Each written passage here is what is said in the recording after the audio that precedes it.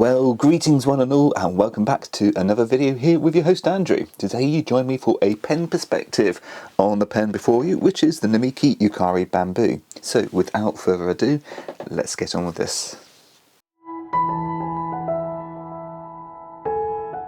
Right, ladies and gentlemen, so what we're going to do today, we're going to split this down into a few different parts. We're going to have a look at a little bit about the cultural significance of bamboo, then we're going to talk a little bit about the design, some of the practicality elements, provide you with a writing sample, and then I'll give you my final thoughts on the pen. So let's move on to some of the cultural significance.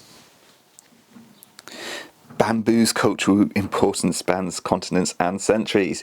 In Asia, it's foundational in crafts and architecture, embodying the resilience and adaptability in philosophies. Bamboo instruments resonate in traditional music, while its aesthetic influence reaches art and sculpture. As an eco-friendly resource, it addresses modern sustainability concerns. This significance extends globally, uniting diverse cultures. Overall, bamboo symbolises harmony, sustainability and cultural interweaving. So why is it that these maquillé designs exist in the first place? Now that is a question which I can't personally answer, not to a full extent. It's something which I think you need to be ingrained within their culture to have a full understanding. But, you know, if I were to have a guess, I think that obviously having these maquillé designs emblazoned on fountain pens and various different objects, it brings a resonance and understanding of cultural importance. And it's a constant reminder for those which own these objects of the importance of items like bamboo or sparrows or sakura or whatever the actual object or decoration is. Anyway, enough ranting on. Let's go on to talking about the practicality and the design of this. Okay, so let's have a look at the design of this pen. Now, this pen is completed in the Togedashi maquillé technique, and I have talked about this on my Instagram page. But for those which are wanting to have a quick, brief understanding, layers of lacquer are brought up to a point where a hira or flat maquillé design is applied, and then layers of black lacquer are applied over the top again and then polished back down to reveal the pattern which you see before you. And what it ends up with is an incredibly flat design.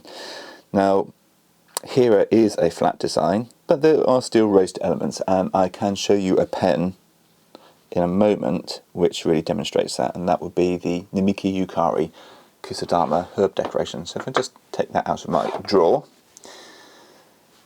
and I bring that into focus, as you can see, as I rotate the pen, there is an ever so slight raised element to it, and if I run my finger over it, you can definitely feel the texture on the pen in comparison to this pen here.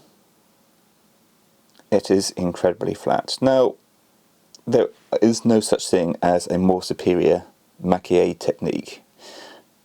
Now, certain companies would have you believe that perhaps Taka maquillé and Togedashi Taka maquillé would be maybe a more superior technique, but really what you're trying to do with maquillé is tell a story, and you tell stories through layers, and that is perfectly demonstrated with this pen here. Now, apologies for going backwards and forwards, but as you can see, we've got elements of Hira maquillé coming up to Taka maquillé, which gives the impression of depth throughout the picture. So coming back to the Namiki here, as I said, we've got beautiful bamboo leaves just adorned across both the cap and the barrel, and then we have the artist's signature just down at the bottom. And this really is just an absolutely striking piece of artistic merit. So let's have a look at the practicality elements of this. On the top we've got a lovely ball clip and fits into a shirt pocket with no problems. I've used this on many occasions, and the size of this pen is just absolutely fantastic. So if I just zoom out a little bit,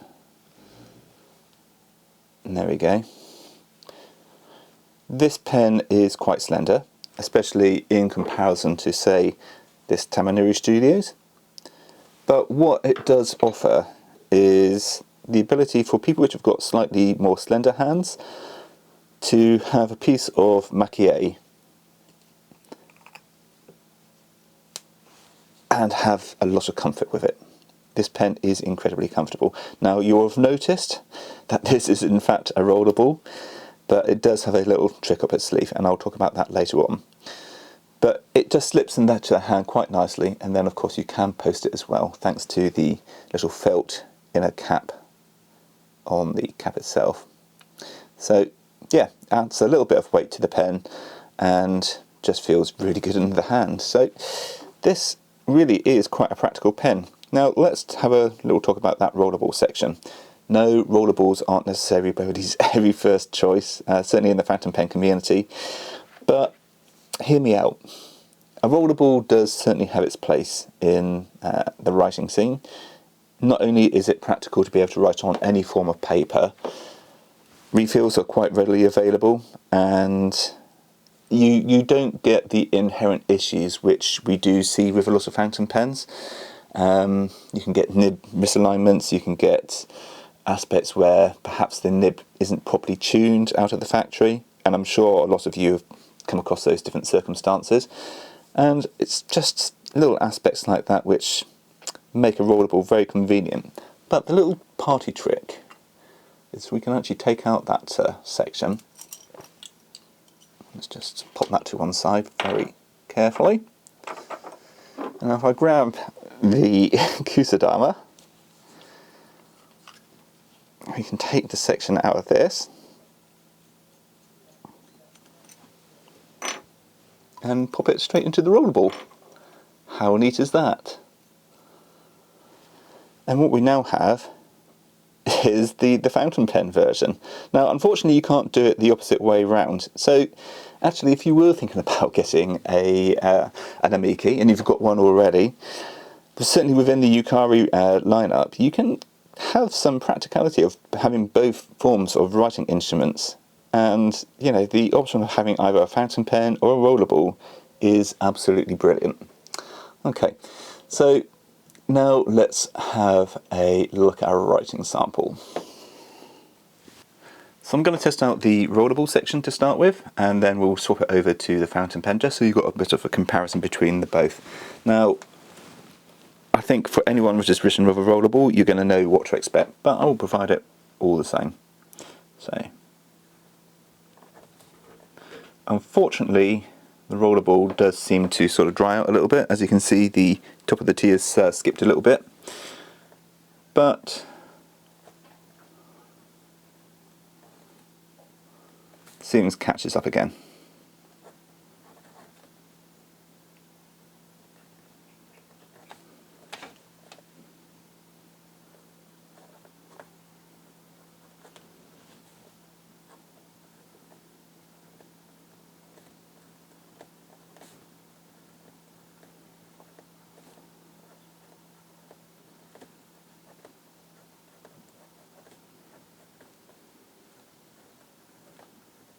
Now, it writes okay. I mean, it's not going to set the world on fire, but as I say, this is very convenient for having the ability to be able to write on a multitudes of different surfaces and papers.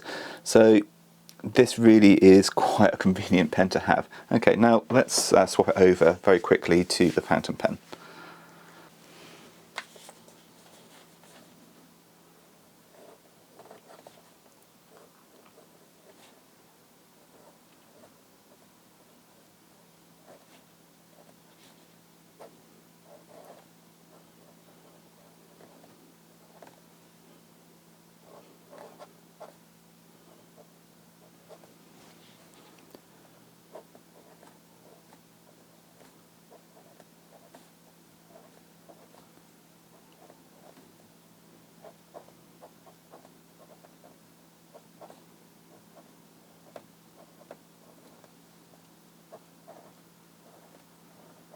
Okay, so we've got a mixture of different cases here.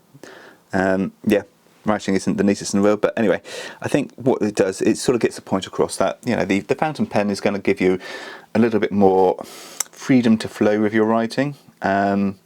I don't think my handwriting improves dramatically from using the fountain pen, but I think having the ability to be able to change your inks, have different nib sizes, and a freer flowing writing experience, it just really lends itself to a much more pleasant experience when writing. Okay, so let's go and talk about my final thoughts on this pen.